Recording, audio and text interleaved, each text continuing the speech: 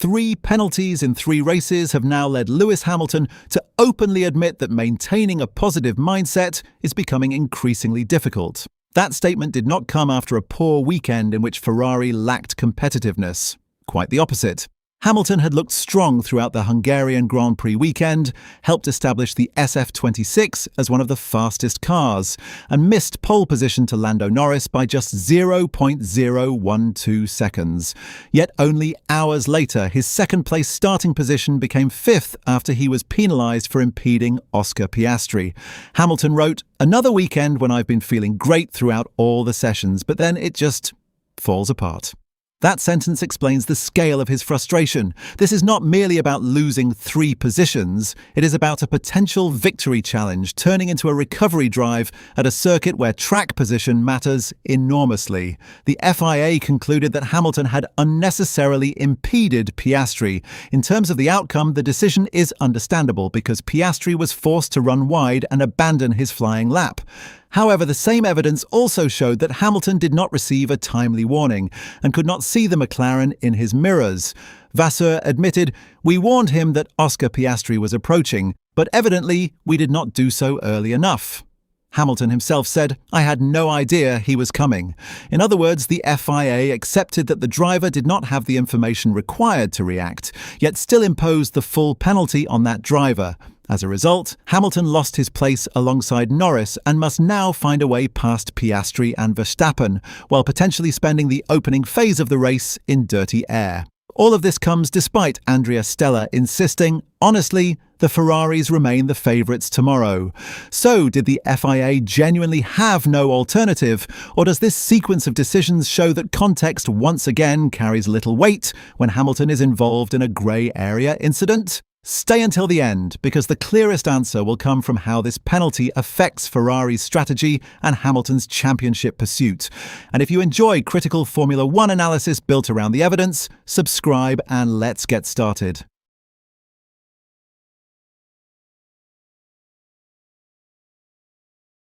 There is no serious dispute that Piastri was impeded. The McLaren driver approached turn 1 on his final push lap, while Hamilton was travelling at a significantly reduced speed on the racing line. Piastri was forced to take avoiding action, run wide and abandon the lap. What happened there? Simple. Lewis didn't look in his mirrors, Piastri said. "It's a shame because that prevented me from doing my lap." His frustration was understandable. Piastri had already missed FP1 after handing the MCL 40 to Leonardo Fornaroli, leaving him short of preparation compared with Norris. He admitted, "I feel like I've been chasing all weekend." Losing his final Q3 attempt prevented him from discovering whether he could match his teammates' pole time. But establishing that Piastri suffered a real competitive loss does not settle how responsibility should be divided. The stewards reviewed the telemetry, video evidence, onboard footage and team radio. Their findings confirmed that Hamilton had not received an early warning and could not see Piastri in his mirrors because of the positioning of his Ferrari. Hamilton had completed his own push lap and believed the remaining cars had also finished. He thought the car behind him was Leclerc. "They told me just as Piastri was already at the apex of the corner behind me," Hamilton explained. "I thought everyone had completed their lap and that the car behind me was Leclerc. Obviously, it wasn't intentional." Ferrari did not attempt to place the entire responsibility on its driver. Vasseur admitted the warning came too late for Hamilton to respond. "Yes, we told him too late and he couldn't do anything because he was already in the middle of the corner," the Ferrari team principal said. "That creates the uncomfortable part of the FIA's decision. Its evidence effectively confirmed that Hamilton lacked the information and visibility needed to avoid the incident. But because Piastri's lap was compromised, the stewards applied the established 3-place grid penalty for unnecessarily impeding another driver in qualifying. Procedurally, that judgment is easy to explain. Sporting fairness is less straightforward. If a driver cannot see an approaching car and is warned only after that car is already reaching the corner, how much personal responsibility can reasonably be assigned to him? That question matters because the punishment fundamentally changes Hamilton's race. Starting second would have placed him alongside Norris and given him a direct opportunity to attack into turn 1. Ferrari would also have had both cars around the pole-sitting McLaren, creating strategic pressure from the start.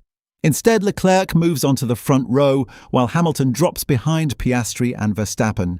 He must now recover through traffic at a circuit where overtaking is difficult, and track position carries considerable value.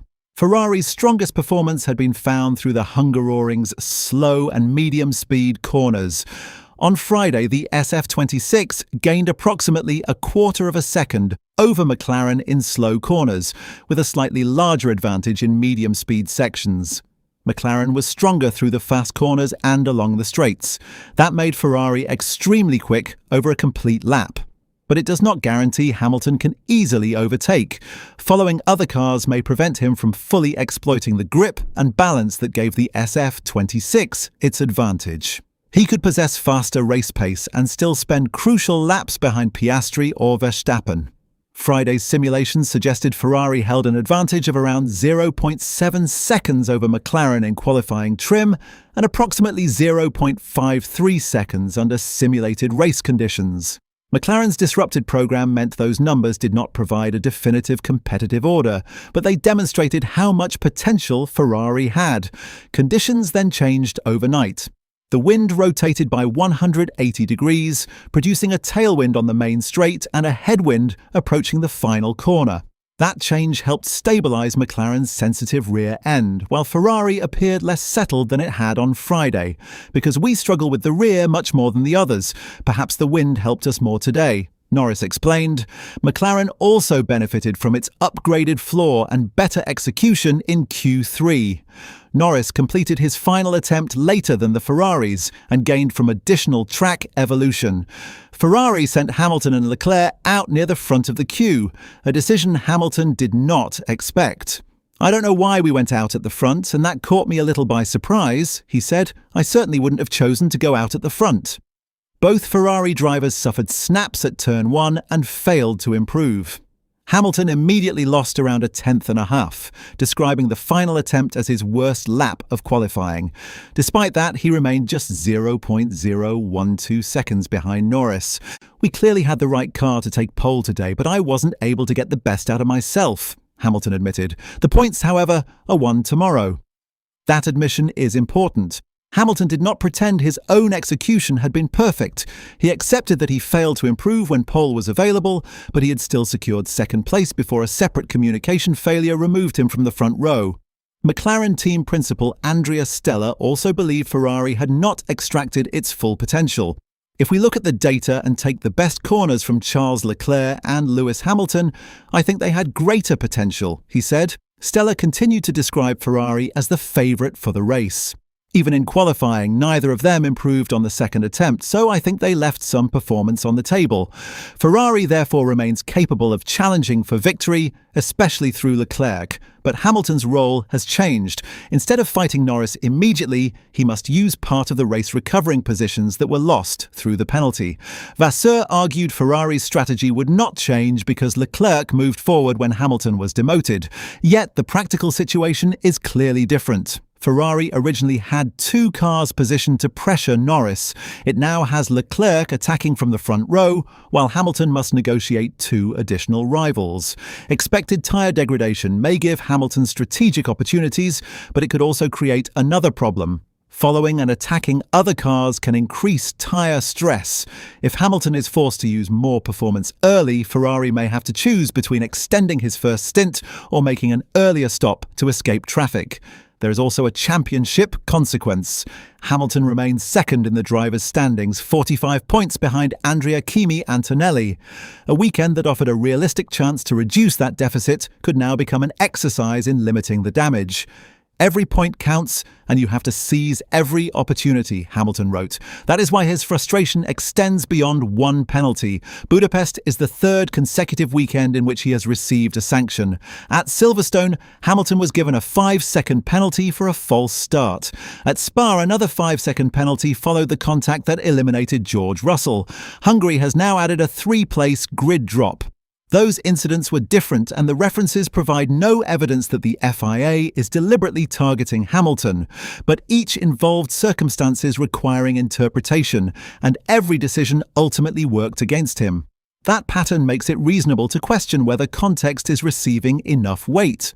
Sometimes you just can't catch a break, Hamilton said. After 3 penalties in 3 weekends, it's becoming difficult to hang on to that positivity. Rules must apply to Hamilton just as they apply to every other driver. Piastri's lost lap also cannot be dismissed, but acknowledging Piastri's disadvantage does not mean the FIA's solution was beyond scrutiny. Ferrari supplied the warning too late. Hamilton could not see the McLaren. The FIA accepted both points, yet the complete competitive consequence was placed on Hamilton. The decision punished the outcome, while the circumstances did little to reduce the sanction. Perhaps the stewards simply applied the only established penalty available. If so, the wider question concerns the guidelines themselves, a system that treats deliberate negligence and an unavoidable communication failure through the same 3-place punishment may be consistent on paper without necessarily producing a proportionate result. Hamilton must now turn one of his strongest circuits into a recovery race. His 8 victories and record 9 poles in Budapest show what he can achieve here, while the underlying pace of the SF26 provides genuine hope. But he will begin 5th rather than alongside Norris because of an incident he says he could not anticipate. Ferrari admits it caused through a late warning, and the FIA accepts was complicated by limited visibility. So, was the penalty unavoidable because Piastri lost his lap? Or did the FIA once again give too little weight to the circumstances surrounding Hamilton's actions? And after 3 penalties in 3 weekends, is Hamilton being judged consistently or repeatedly receiving the harshest interpretation of grey area incidents? Write your opinion in the comments below.